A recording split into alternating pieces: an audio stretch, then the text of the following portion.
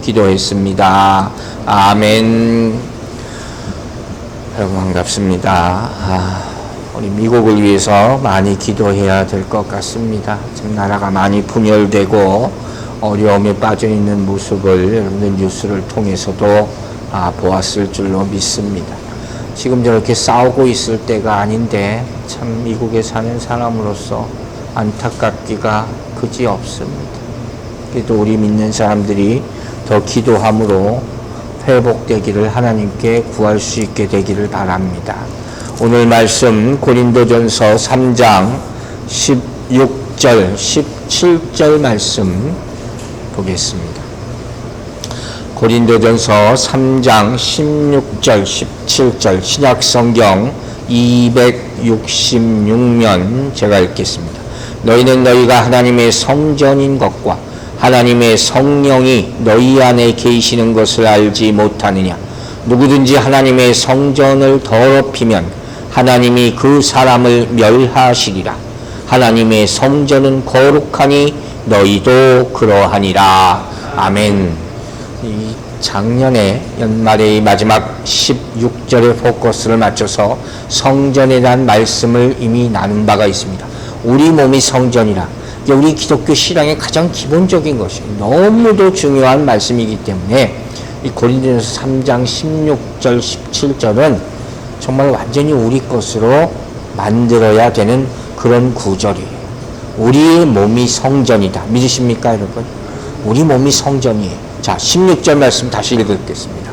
너희는 너희가 하나님의 성전인 것과 하나님의 성령이 너희 안에 계시는 것을 알지 못하느냐. 이렇게 물어본 이유는 뭘까요? 모르고 있는 것 같은 거예요. 고린도 교인들한테 하는 거잖아요.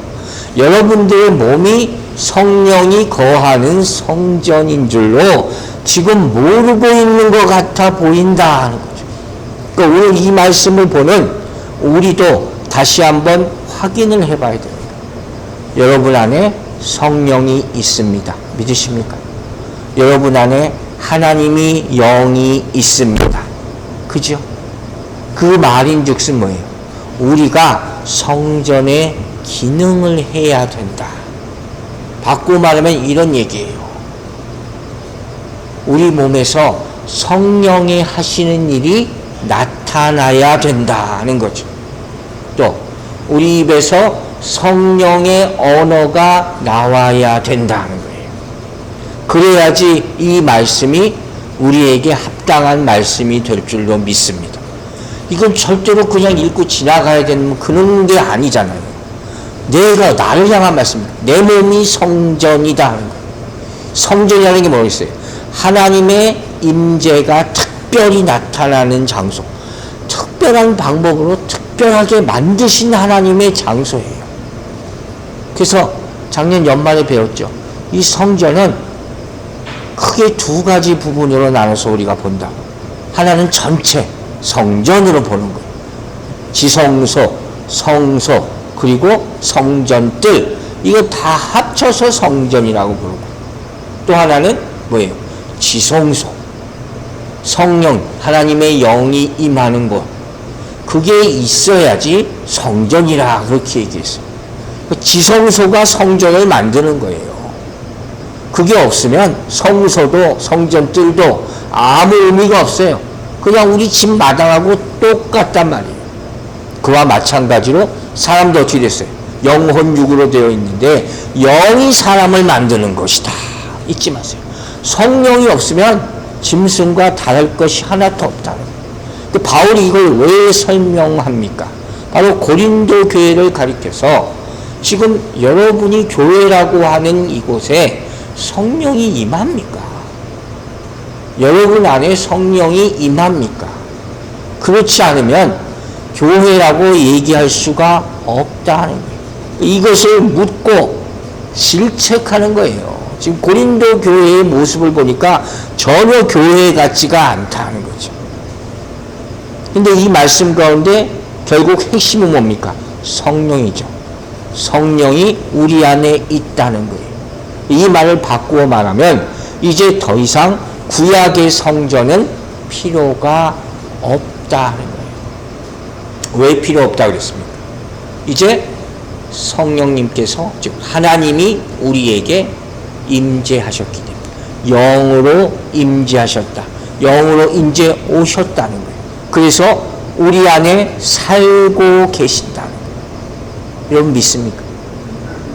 이걸 믿고 한시도 잊지 말아야지 계속해서 우리를 거룩한 하나님의 집으로 지킬 수가 있다, 이 얘기예요. 근데 우리는 자꾸 잊어버리잖아요. 그래서 하나님의 거룩함을 지키지 못할 때가 많다는 거예요. 그런 의무감으로 살아야 되는 거예요. 근데 성경에 따르면 하나님의 성전이 거룩한 곳임을 확인하고 증명할 수 있는 확실한 증거가 있다고 했어요. 그걸 뭐라고 했습니까? 바로 하나님의 영광이 비친다. 하나님의 영광이 나타나야 돼. 그래야지 그곳이 진짜 성전이란 말이에요. 그 영광이 없으면 아무 의미가 없어요. 에스겔서 봅니다. 에스겔서 43장 5절에 이런 말씀이 있어요. 영이 나를 들어 데리고 안뜰에 들어가시기로 내가 보니 여호와의 영광이 성전에 가득하더라. 그죠? 이런 말씀을 볼 때는 기도가 같이 나와야 돼요. 지금 여호와의 성전에 하나님의 영광이 가득했다 했습니다. 내 몸도 성전인데 내 안에도 하나님의 영광이 가득해서 진짜 성전이 이루어지기를 간절히 기도하시기 바랍니다. 그래야지 진짜 말씀이 우리에 나타나게 되는 거예요. 근데 이건 구약의 말씀이고 이것이 실제로 우리에게 어떻게 적용되느냐 하는 걸 알아야 되잖아요. 자, 구약에 하나님의 영광의 광채가 임하는 곳이 어디입니까? 바로 지성소죠. 지성소 가운데서도 언약궤에 있는 그룹들 위로 하나님의 임재가 나타나기, 영광의 빛이 광채가 임한다는 거예요. 그러면 우리에게는 어떻게 그 영광이 임할까요? 빛이 확 비칩니까?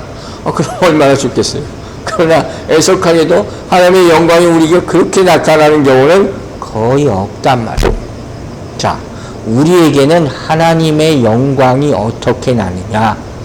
그걸 어떻게 우린 표현하느냐? 하나님이 우리의 삶 가운데 주인으로 들어오시는 것. 하나님이 우리의 삶 가운데 내 안에 주인 돼서 왕 돼서 들어오시는 것. 이게 하나님의 영광이 비춰지는 것. 분명히 제가 뭐라고 했어요? 왕으로, 주인으로, 손님이 아니에요. 잠깐 왔다 가는 게 아니라 이제는 우리 안에 들어오셔서 왕으로 사시는 거예요. 자, 그럼 잘 생각해 보세요. 주님께서 우리 안에 들어오셔서 왕으로 거하여서 사시기 위해서는 우리 안에 필수적으로 있어야 될 게 한 가지가 있습니다.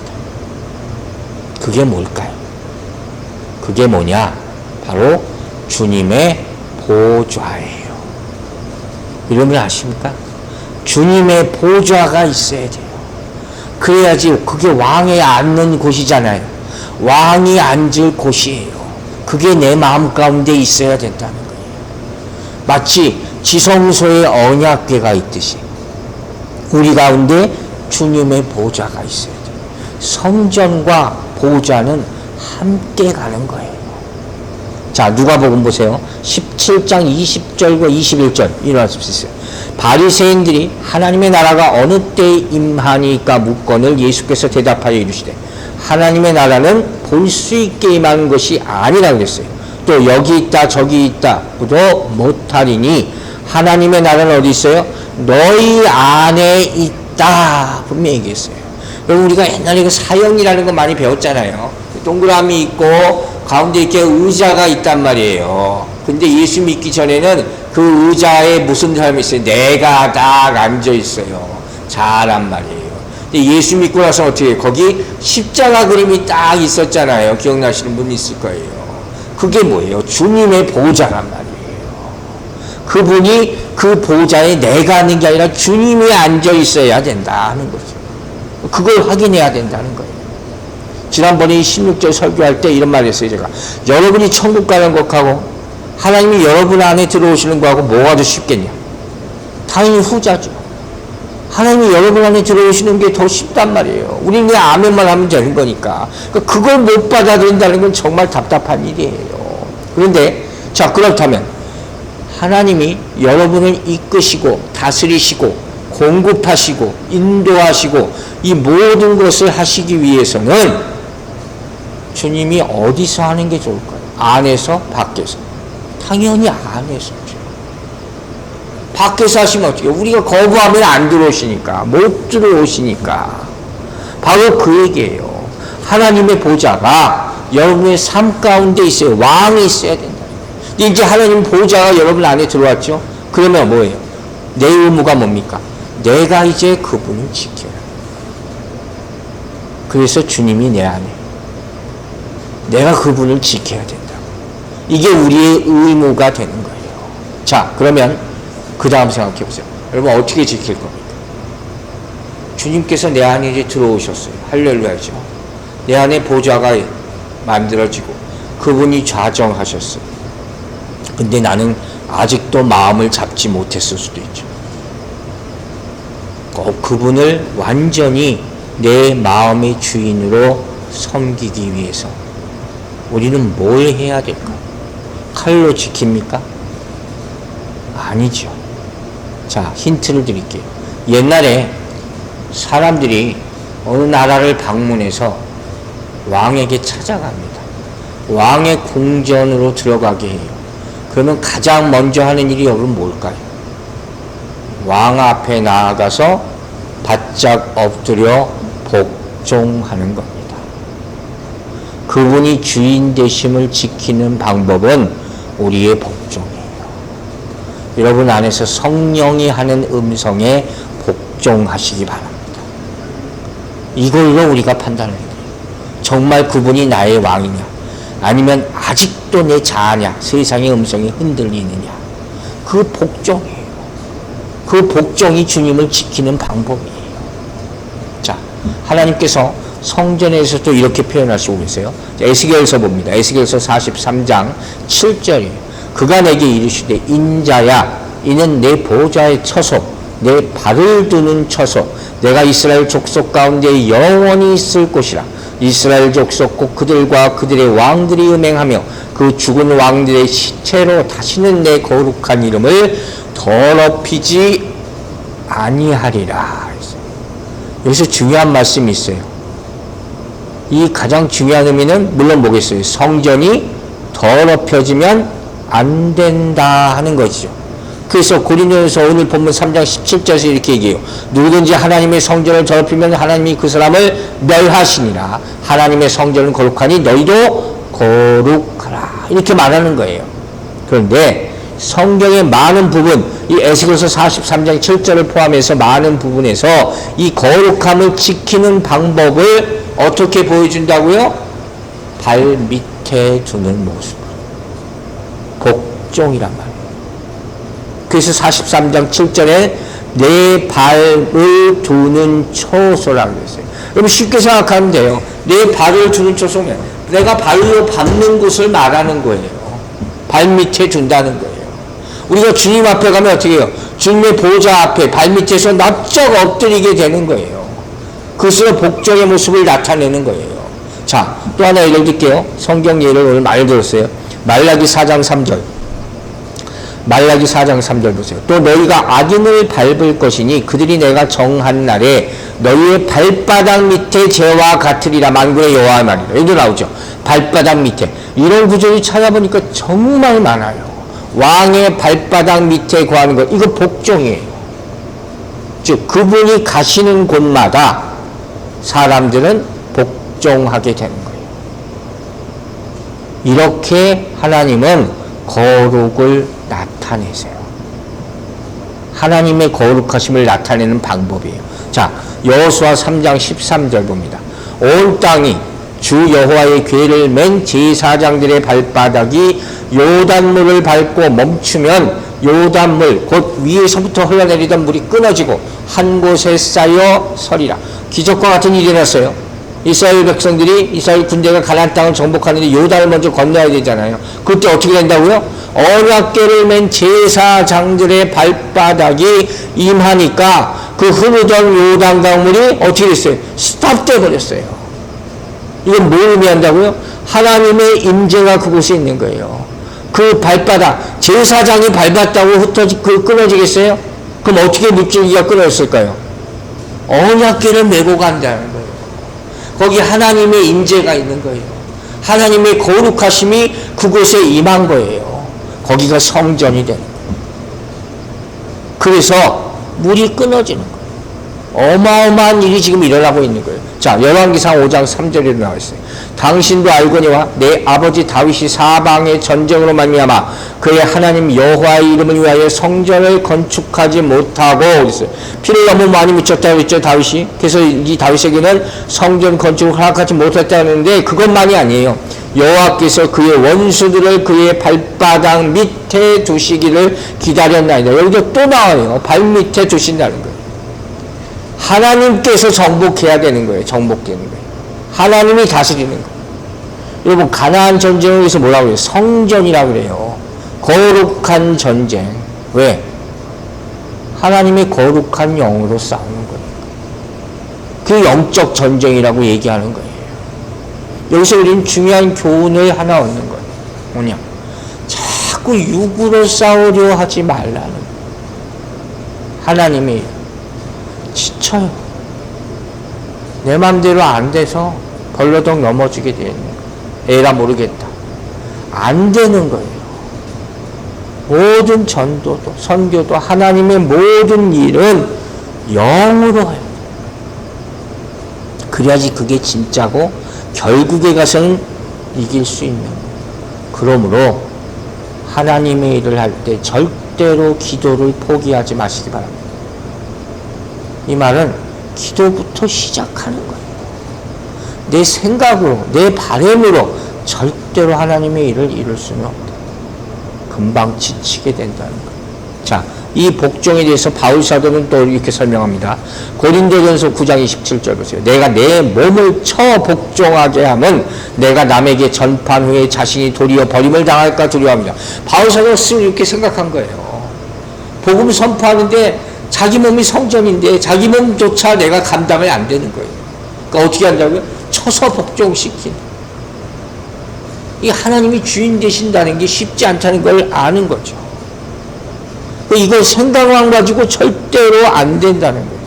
하나님을 주인으로 모시는 게 내 보좌 안에 보좌를 만드는 게 얼마나 중요한가. 복종이 완전한 순종을 하는 게 얼마나 중요한가 하는 거예요. 그래서 우리가 실제로 어떻게 우리 몸을 하나님의 거룩한 성전으로 유지할 수 있는가, 이건 절대로 생각만으로 안 되는 거예요. 성경 몇 구절 읽었다고 되는 게 아니에요. 성령과 계속 교제해야 되겠죠, 기본적으로. 그리고 플러스 뭐가 필요할 거예요?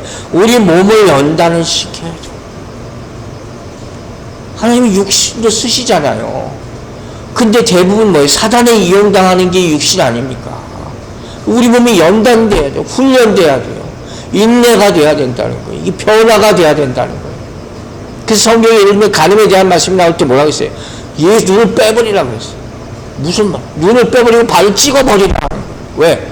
우리가 나도 모르는 사이에 본능적으로 거기를 향하게 가니까.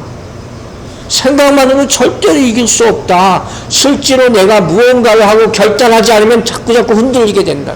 결론적으로 어떻게 하는 거예요? 우리 몸을 주님께 드려버려요. 나는 컨트롤 못해. 우린 못해요.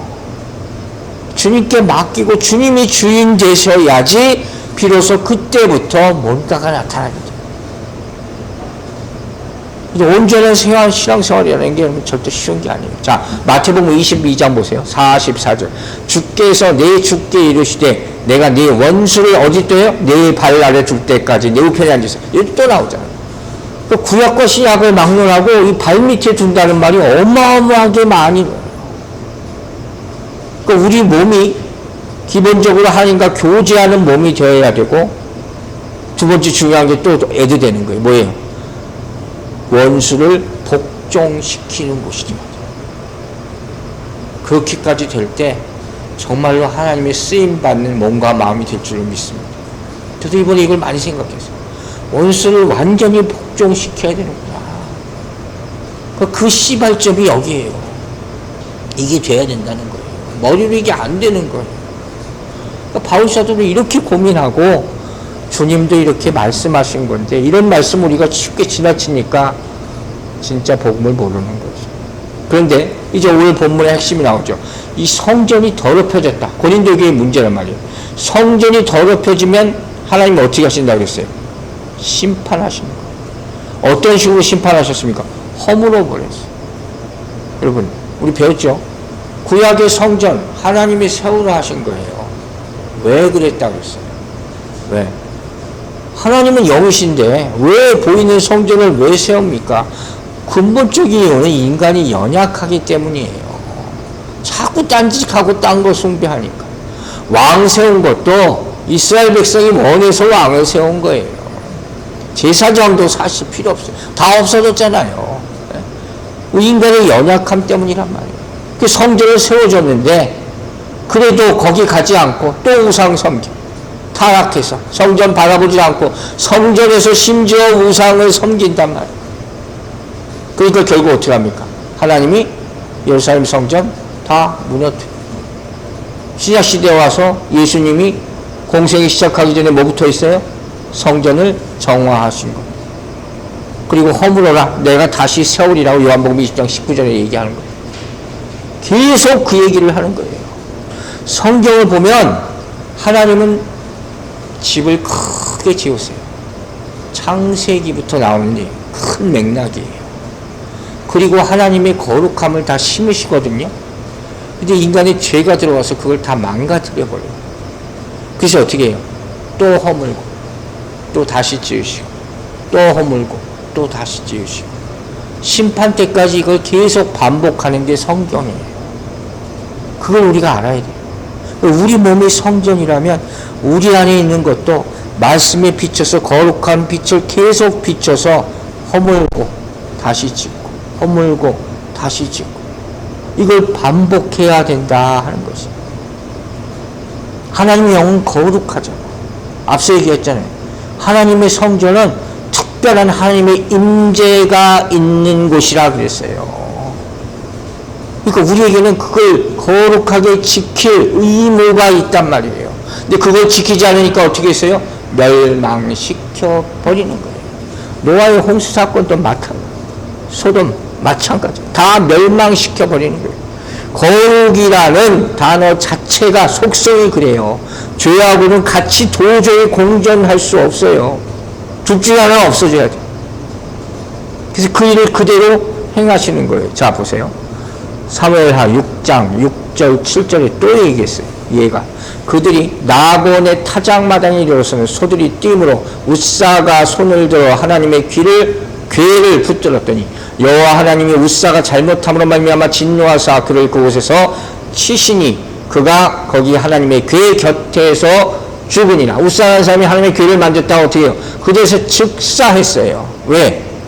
죄된 인간이 언약궤 그걸 거룩한 걸 만졌잖아요. 죽어버리는 거예요. 무시무시한 얘기.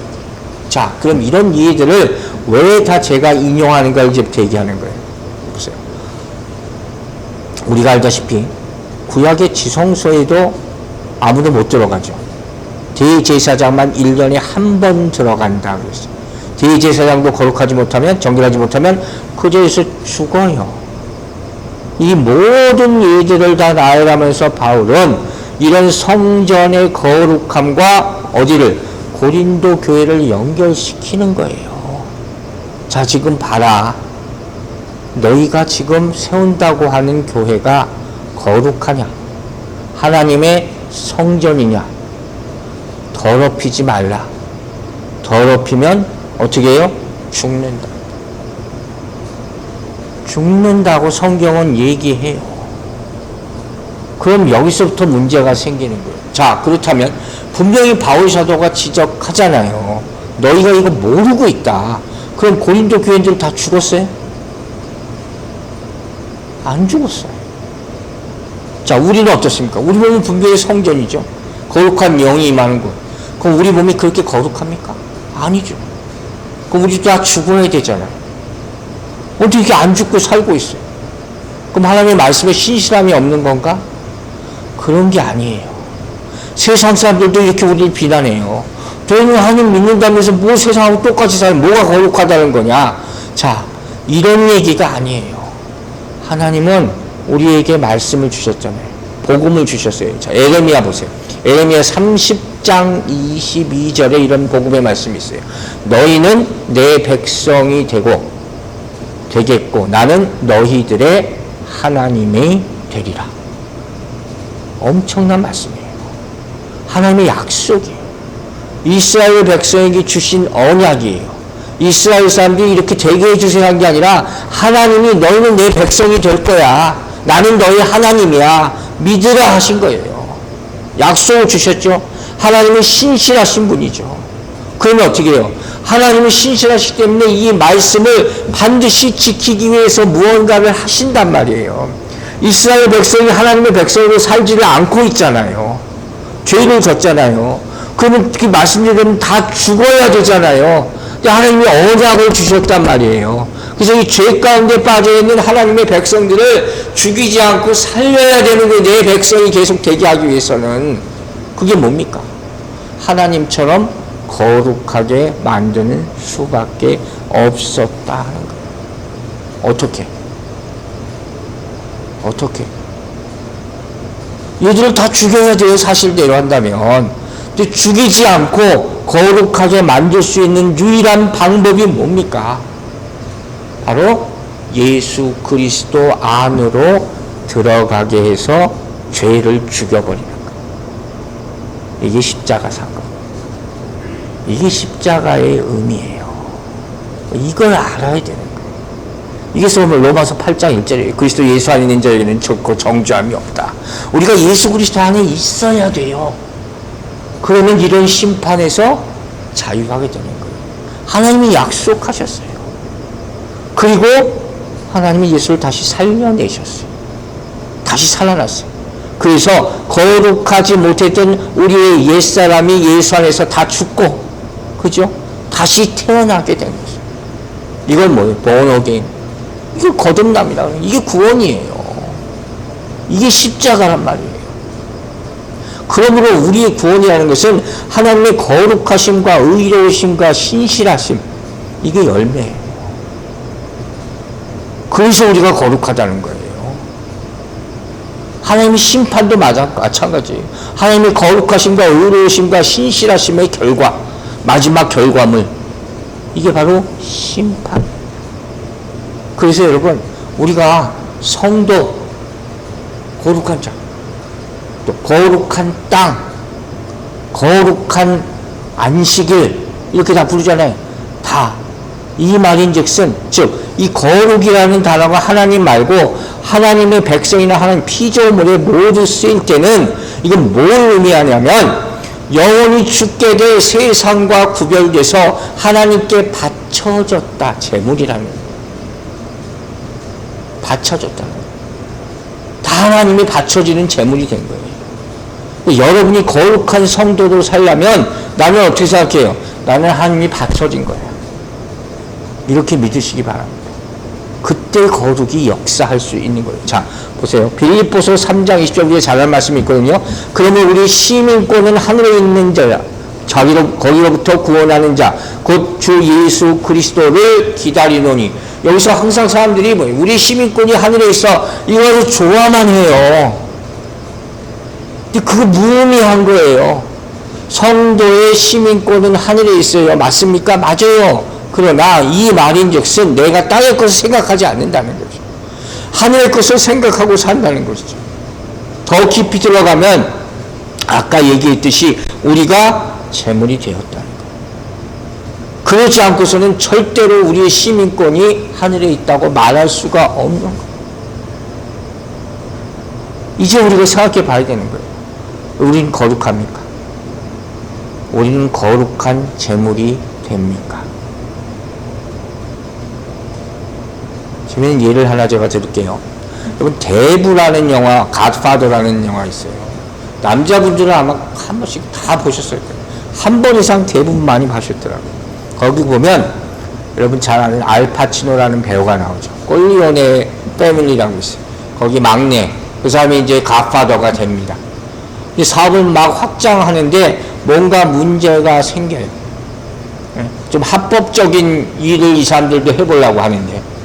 그래서 도대체 뭐가 우리 사업을 방해하나. 돈의 흐름을 쫓아가다 보니까 뭘 발견하냐면 교황청이 연결되어 있어요. 그리고 바티칸 은행이. 영화의 영화. 그래서 이 꼴리오네가, 알파치노가 교황청을 찾아가요. 이탈리아 사람이니까. 영화의 배경이지만. 그래서 거기 대주교를 만납니다. 대주교 가운데서도 좀 청렴하고, 뭐라고 해요. 순수한 그런 대주교 한 사람을 찾아가서 그 얘기를 털어놓는 거예요.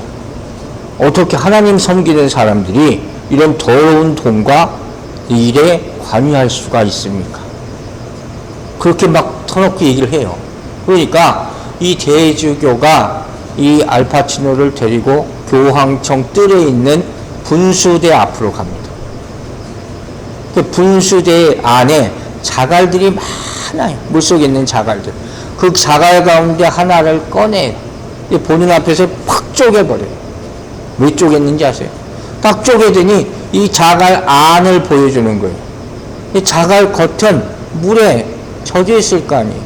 자갈 속은 바싹 말라 있어요.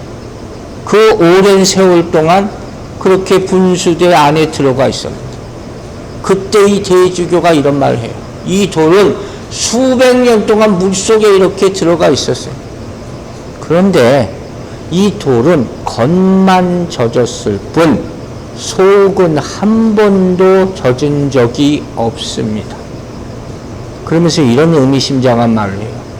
사람들은 수천 년 동안 기독교 문화에 젖어 살았고 예수를 믿었다 하지만 예수 그리스도의 말씀이 그들의 속에는 스며들지 못했습니다.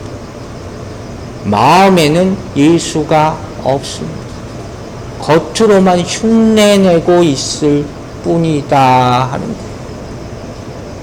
여러분, 오늘날 그리스도인이라고 하는 우리 모두의 속이 바로 이 자갈 같은, 이 돌 같을 수가 있다는 거예요. 우린 주님이 주시는 생수를 마시고 이제 다시는 목마르지 않게 되었다 말하는지 모르지만, 그러면서도 겉은 어떻게 해요? 다 말라 비틀어진 가짜들이 너무 많은 거예요. 겉만 반들반들 발들만. 진짜라면 이 받은 거룩이 내 안에 있어야 되고 이 거룩을 나눠야 돼요. 거룩을 나눠야 된다. 근데 있지도 않은 거룩을 있는 척하고 살려니까 어떻게 돼요? 남들을 무시하게 돼요. 자기 스스로를 자꾸 높이고 거룩한 척하는 거예요. 이게 뭐냐? 고린도 교회의 모습이었다는 거예요. 그래서 분열이 일어났다는 거예요. 무슨 의미인지 아시겠어요? 다툼과 분열이 일어나는 이유. 그래서 바울이 그걸 확 지적하는 게 찔러대는 거예요. 왜 이런 일이 일어난지 아느냐? 결국 이것이 성전을 더럽히는 것이다. 다툼과 분열. 이게 성전을 어지럽히는 일이다. 이걸 우리가 깨달아야 된다. 이런 얘기만 하면 그래요. 아, 우리 교회는 그래도 무슨 이런 다툼, 분열, 뭐 고소하고 재판하고 이런 거는 뭐 없지 않습니까? 그게 전부가 아니에요. 여러분, 우리가 정말로 하나님의 거룩한 교회, 우리 에베소서를 통해서 배우는 하나 되는 교회, 이것을 이루기 위해서는 뭐예요? 하나님이 하시는 일에 다 동참해야 돼요. 남녀노소를 따지지 말고, 나는 못해요, 나는 없어요, 나는 아직 어려요, 나는 나이가 너무 많아요, 그런 거 없어요. 나는 은사가 맨날 없어요, 나는 또 뭐 다 아는 거, 그런 거 없어요. 그런 게 분열을 이미 만들어 버린 거라는 거예요. 고린도 교회는 은사가 너무 많았어. 이미 분열돼 있어져 버린 거예요. 이게 얼마나 안타까웁니까? 하나님의 일은 뭐예요? 다 똑같이 하는 거예요. 다 똑같이 하는 거예요. 잘하든 못하든 했든 안 했든 간에. 그러지 않으면 벌써 처음부터 분열돼 나가는 거예요. 이걸 얘기하는 거예요. 이 사람들이 알아듣는지 못 알아듣는지 모르겠지만. 바울이 얼마나 가슴 아팠겠어요. 여러분, 우리가 우리 몸의 성전됨을 망각할 때 어떻게 돼요? 우리는 금방 타락합니다. 우리 자신은 모르죠. 자기 자신은 몰라요. 타락해요. 성도 한 사람 한 사람의 타락을 절대로 가볍게 봐서는 안 돼요. 이 참 어려운 문제. 근데 하나님은 벌써 성전이 아니라고 봐버리시는 거예요. 가슴 아픈 얘기가 많잖아요. 교회 타락이 어디서부터 시작됩니까? 많은 경우에 목회자의 타락으로부터 시작되는 경우가 또 많아요. 공동체, 집단으로 볼 때는 어딘지 아세요, 여러분? 성가대. 가슴 아픈 얘기. 솔직한 얘기처럼 하는 거예요. 눈 뜨고 볼 수 없는 그런 일들이 너무 많이 일어나요. 그건 교회라고 할 수 없어요. 절대로 교회라고 할 수 없어요. 제가 뉴욕 와서 별의별 일이 벌어지는 것을 다 봤어요. 어떻게 할 수가 없어요. 자, 그러면 어떻게 하나? 하나님께서 새로 재건하는 법을 알려주셨죠. 그래서 여기 소망이 있죠. 간단하게 두 개만 짧게 얘기할게요. 어떻게 이 망가진 성전, 타락한 성전을 재건할 수 있습니까? 첫 번째는 우리 에스라처럼 다시 성전을 만드는 게 아니라 하나님은 새로운 성전을 세우신다고 약속하셨습니다. 그게 뭐예요? 성령의 전이에요. 자, 보세요. 학개 2장 9절 말씀이 있어요. 학개 2장 9절. 이 성전의 나중 영광이 이전의 영광보다 크리라. 굉장히 귀한 말씀이에요. 만군의 여호와의 말이니라. 내가 이곳에 평강을 주리라. 만군의 여호와의 말이니라. 뭐예요? 나중 영광이 이전 영광보다 크다 그랬어요. 이전 영광은 뭐예요? 솔로몬 성전의 영광이에요. 법궤가 있고 하나님의 광채가 막 임하고 이런 영광이에요. 그런데 나중 영광은 뭡니까? 예수 그리스도가 오시는 거예요. 이게 나중 영광이에요. 할렐루야. 이 영광이에요. 성령의 전. 여러분에 있는 성령의 전. 이것이 나중 영광이에요. 이게 저어지는 거예요. 두 번째, 성전이 회복되는 방법. 그 전에 바울 사도가 골로새서에서 이렇게 얘기하네요. 1장 27절 보세요. 하나님이 그들로 하여금 이 비밀의 영광, 이 예수 그리스도예요. 이 이방인 가운데 얼마나 풍성한지를 알게 하려 하십니다. 이 비밀은 너희 안에 계신 예수 그리스도시니 곧 영광의 소망이니라. 아멘이죠. 예수 그리스도, 영광의 회복. 예수 그리스도를 믿으면 그 영광의 광채가 다시 회복될 줄로 믿습니다. 이게 얼마나 복된 소식이에요. 우리한테 감사한 얘기죠. 성령의 전을 만드셔서 하나님께서 성전을 회복하십니다. 첫 번째. 마지막 두 번째. 어떻게 회복하느냐. 우리가 잘 아는 요한복음 14장 6절입니다. 예수께서 가르치되 내가 곧 길이요 진리요 생명이니 나로 말미암지 않고는 아버지께로 올 자가 없느니라. 길이요 진리요 생명이라 그랬단 말이에요. 그 가운데 여러분 진리에 대해서 요한복음 17장 17절에서 이렇게 얘기합니다. 저희를 진리로 거룩하게 하옵소서. 아버지의 말씀은 진리니. 결국 뭐예요? 누가 우리를 거룩하게 만들어요? 진리가 우리를 거룩하게 만들다고 얘기하는데 진리는 하나님 아버지의 말씀이라고 했어요. 하나님의 말씀이 우리를 거룩하게 만들어요. 결론이에요. 우리를 하나님의 영이 거하시는 성전 되게 하는 것은 성령이죠. 그렇죠? 하나님이 만드신 성령 그리고 말씀. 성령과 말씀. 이 두 가지로 하나님의 거룩한 성전을 이루어가는 우리 모두 우리 교회가 되기를 주의 이름으로 축원합니다. 기도하겠습니다. 아버지 하나님 감사합니다. 오늘 성전에 대한 귀한 말씀을 우리가 들었습니다. 성령님께서 항상 지켜 보호하여 주시고 하나님의 말씀을 매일마다 묵상하고 사모하고 또 지키려고 힘쓰므로 말미암아 거룩한 전으로 평생 동안 하나님이 주인 되어 우리 왕이 되어 우리 안에 거할 수 있는 보호자를 만들어서 지킬 수 있도록 역사하여 주시옵소서. 또한 이 교회를 하나님의 거룩한 교회로 삼아주셔서 구별되게 하여 주시고 마지막 때에 반드시 우리가 이 순수함과 거룩함을 지킬 때 세상과 구별되어 하나님의 쓰임받는 귀한 교회로 삼아 주실 줄로 믿습니다. 감사드리며 예수 그리스도의 이름으로 기도했습니다. 아멘.